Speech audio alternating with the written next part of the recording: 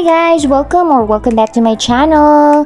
So, this is a long overdue video guys. Tinamad ako sa holiday. Sino bang hindi? Anyways, yung cake na nakita nyo sa intro was a cake I made last December for a dear couple. And if nagustuhan nyo yung itsura niya, medyo pretty din naman siya, diba? Nice.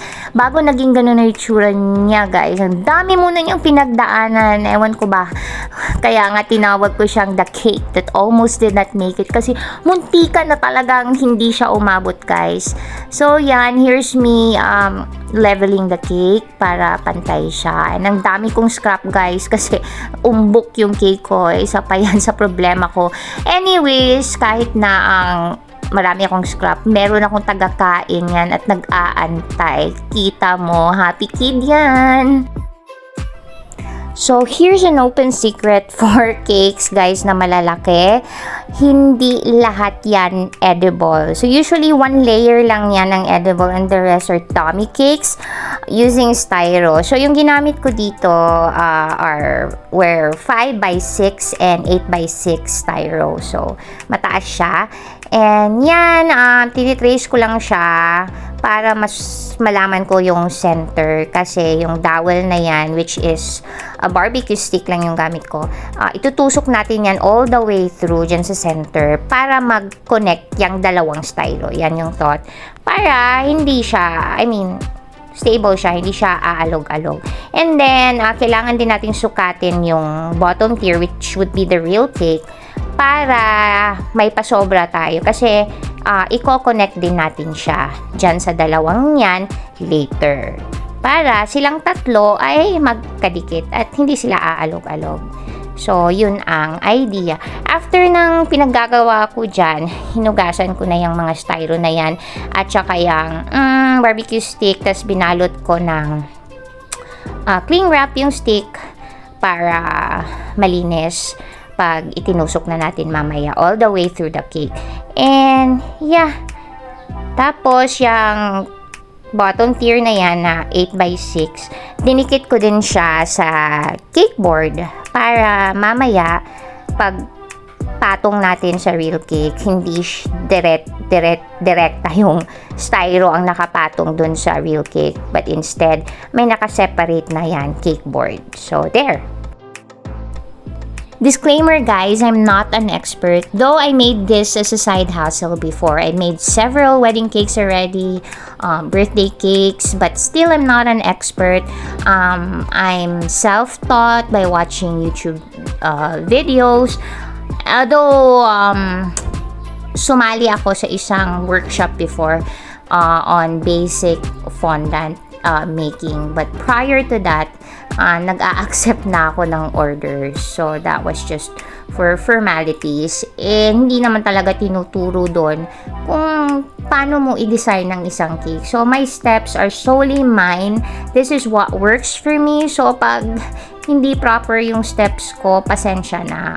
Kasi, wala naman talaga akong pinap-follow na proper steps. I just do what I think works best for me. And yeah, so here's me kneading the cake. And yung fondant na ginamit ko dito, for some reason, ayaw niyong makisama that night. Usually, DLA talaga yung ginagamit kong fondant. But then, that time, walang stock ng DLA. So, I use this instead. But then, nakagamit na ako nito before. And okay naman. So, I don't know. It could be for several factors. One is, sa sala ko siya ginawa, medyo humid that night. Maybe that's one. Usually kasi sa kwarto ako gumagawa kasi may aircon doon. But then gabi ko to ginawa. So, matutulog ang mga bata. So, ayoko namang matulog sila na bukas ang ilaw. So, I had no choice but to make it sa sala. Gumamit lang ng electric fan. So, maybe that's one. I don't know. But yeah, you'll see here why, kung sobrang daming issues talaga ng cake na to. There. Yan. First issue encountered. Ayaw niyang mapul. Dumikit siya doon sa mat kasi hindi ko nilagyan ng enough cornstarch yung matte. So, that's one. Kaya, inulit ko na naman para ma-pull ko siya. So, that's strike 1. So, fast forward natin guys para hindi nyo maramdaman ang pagod ko sa kakasalba sa cake na to. Kalokang dami niyang issue sa buhay. Kita nyo yan? Ayaw niyang dumikit guys. So, para dumikit yung fondant, kailangan mong basain ng water yung styro. Yun yung magpapadikit. For some reason, kita mo, napupunit siya.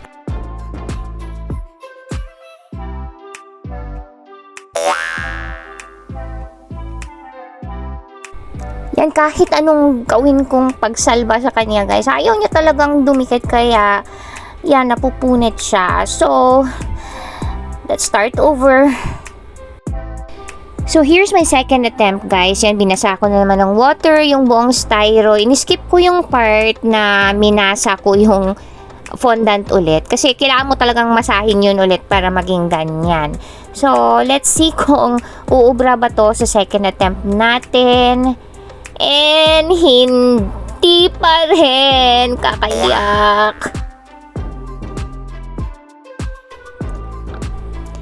Ayaw niya talaga guys. Dumidikit naman siya, as you can see. Pero napupunit talaga siya. For some reason, yung part na yan dyan, ayaw niyang dumikit. So, kahit anong gawin ko, ayaw niya talaga. And wala.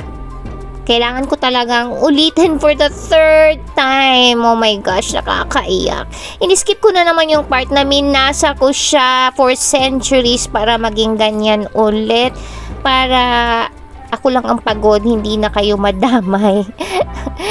And yan, pang tatlo na to, strike 4 na to guys. Kalokan. Ayaw niyo pa rin, kakaiyak. So, ayoko na.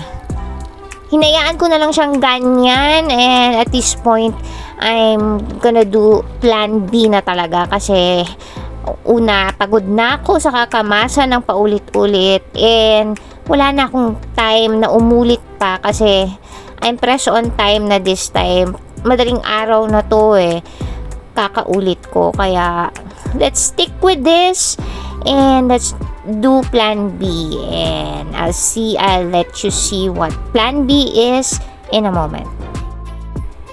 Originally kasi dapat yung bottom tier lang yung naka-ruffles and the rest is plain lang.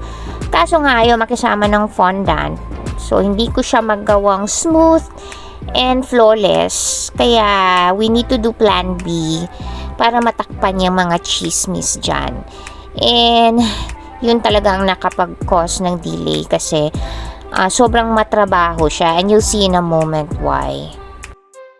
I started early when I made this cake. So, ang wedding is the following day at 2 p.m. I started making this afternoon of the day before. So, I really had ample time to do it. Kung nakisama lang talaga tong fondant sa akin. But, well, that's life. Very unpredictable. So, here, I'd be covering the top layer, and yan, masa ulit. And this time, hindi ko na i-attempt na i-cover yung cake. Instead, yung top na lang kasi tatabunan din naman natin siya ng ruffles. And ideally kasi kapag matataas na talaga na layers, like ito 5x6 and 8x6, mataas na yon, dapat paneling method yung ideally ginagamit na way sa pag-cover sa kanya. Kaso never ko pa kasi yung na-try gawin, kaya I went with the usual. Kaya yun.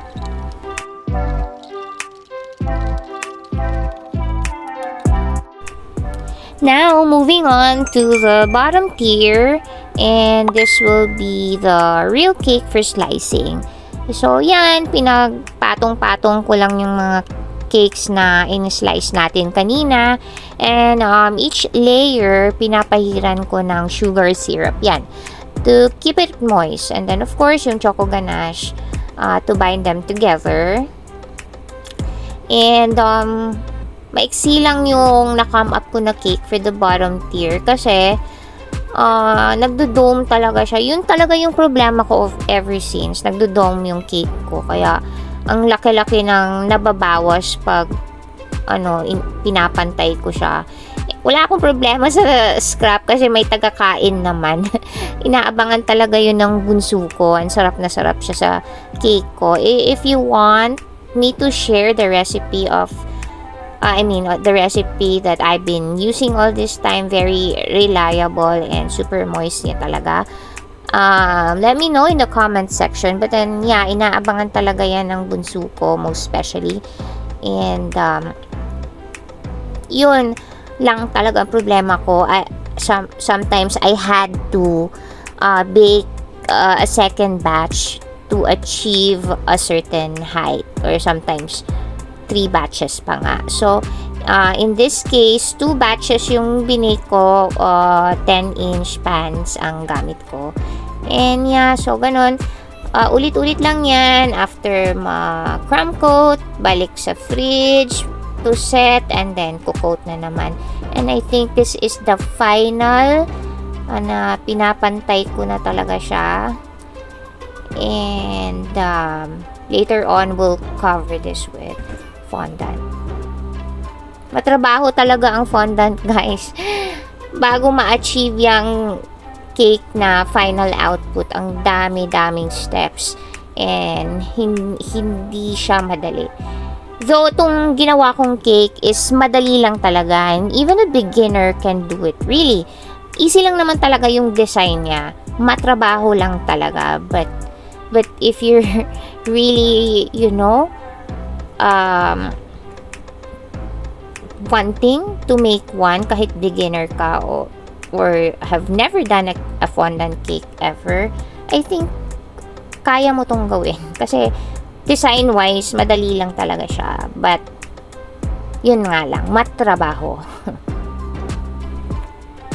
Pero kung gugustuhin mo talaga at pusigilo ka, kayang-kaya mo to. I swear, kaya mo talaga. So now, this goes to the fridge para tumigas. And now, gumagawa ako ng ruffles this time. So, yung fondant lang din yan yung ginamit ko. Nilagyan ko lang ng Tylose powder para tumigas siya and it will hold its shape. So, pwede namang para ma-skip yung part na yan, gumamit ka diretso ng gum paste. Kasi technically, yun na yun. Kaso, mas mahal kasi yung gum paste. So, mano-mano tayo. Ihahalo mo lang naman yung Tylose dun sa fondant. And kailangan mabilis ka dito, guys. Kasi, yun nga, yung Tylose, pinapatigas niya yung fondant. So, kailangan mabilis ka at habulin mo. Kasi, di ba, ang gagawin natin ito? If-frill natin yung edges para magmukhang ruffles. So, kailangan, after that, ilagay mo siya agad.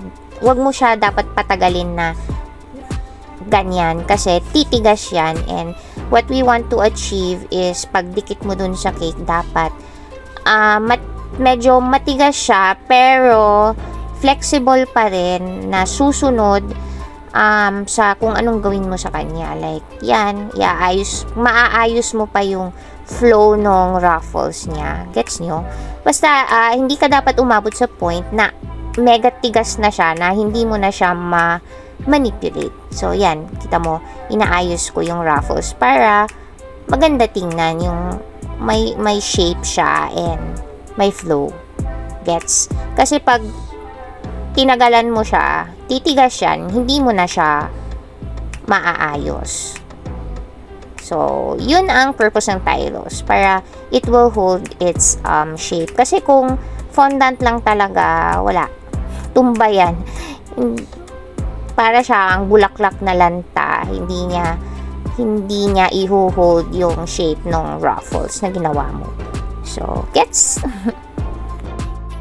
Also, that explains why hindi na ako nag-attempt kanina na i-cover ng fondant yung buong tier na yan. Kasi, i-cover din naman natin siya ng ruffles. Kaya, what for, diba?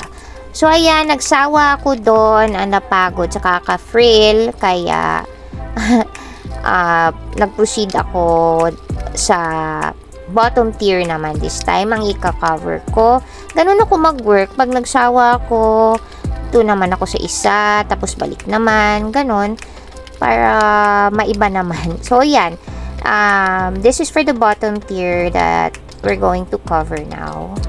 And walang problema dito kasi moist na siya. So, no need to put water or anything. Didikit na talaga siya. So, hindi ako nagka-problema sa pag-cover ng tier na to. At saka, maiksi lang siya. Nagkaka-problema lang talaga ako pag mahaba na yung tier. And yan! Yan yung strike 5, guys. Make sure malinis ang kamay nyo. Na sagi ko kasi yung cake pag transfer ko. Hindi ko na malayan na nadikit sa kamay ko. Kaya yan! Buti na lang dyan tumama. So, hindi na ako nag-attempt na i-cover yan. Kasi, ipapatong naman natin yung top 2 tiers dyan. So, hindi yan makikita. But, just in case, it's a place where it's visible na hindi talaga matatakpan. Ang ginawa ko before pang erase, kasi nangyayari talaga to, is yung vodka. So, vodka lang. Lagay mo sa tissue, ipahid mo. And, naaalis naman siya. So, there. So, hindi na ako nag-attempt na gawing smooth and flawless yung tier na yan, guys. Kasi, tatabunan din naman natin siya ng ruffles. So, what's the point? Ang ginamit kong dowels, by the way, dyan, kasi nakalimutan kong bumili ng bubble straws. Kaya, yung barbecue stick pa rin na binalot ko lang sa foil. And, yeah, sometimes we have to be innovative. Kasi, alangan naman magantay ka pa ng bukas para makabili nun, diba? So, kailangan maging creative and innovative tayo. So, yan. Just when I thought okay na ang lahat, naku, may humabol pa talaga. Kita mo? Uuga-uga siya. Hindi siya leveled, guys. So, ay. So, yan. Kailangan nating gawa ng solusyon ng aberyang to na naman. So, ang ginawa ko, nilagyan ko na lang ng fondant yung portion na hindi pantay para habulin niya yung siwang. And, thankfully, that did the trick. And, now, we're almost done. So, ilang hundreds and thousands of flowers ang finreel ko dyan, guys. Kaloka. After that, talang naramdaman ko talaga yung kamay ko na naninigas. Anyways, if this is an actual cake order, of course, hindi ko to pwedeng basta-bastang gawin ang plan B. But, eto kasi walang specific design na binigay yung bride sa akin. Basta ako na daw ang bahala. And ang motif nila is pink and green. So, kaya yun. Nagawa kong gawin tong plan B without hesitation. And, kaya ko nasabing madali lang tong cake na to, guys. Kasi yung flowers na dinecorate ko dyan, binili ko lang. Ready-made na yan. But it's real-life looking flowers, guys. Binili ko sa Bake World and they have a lot of choices of real-life looking flowers doon. Grabe. Mabibili mo na lahat doon. And malulula ka sa iba't ibang flowers na ino-offer nila. Medyo may kamahalan nga lang. Kaso, pag gawin mo kasi ito mano-mano, which what I did before, kasi before wala masyadong ganitong options. So, mano-mano kung ginagawa ang flowers niya. It takes time, guys, kasi papatuyo mo pa yan. Ang dami niyang steps, tapos patitigasin, i-color. So, I'd rather buy a ready-made one na maganda naman. See? And then, di porket binili mo siya na nakaayos na, isasaksak mo na lang din ng ganun. So, syempre, we have to own the design also. So, yan, binaklas ko siya and inayos ko according to how I like it. And, yun, happy naman ako sa result. So, at this point, guys, as in cramming na ako kasi umaga na to. And gagawa pa ako ng bouquet ng bride at saka ng mom ng bride and groom after this.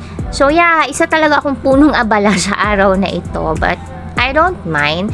I like what I do. This is one side of me, my creative side na na-miss ko kasi syempre life happened, priorities have changed. So, hindi na talaga ako tumatanggap ng cake orders for the past years.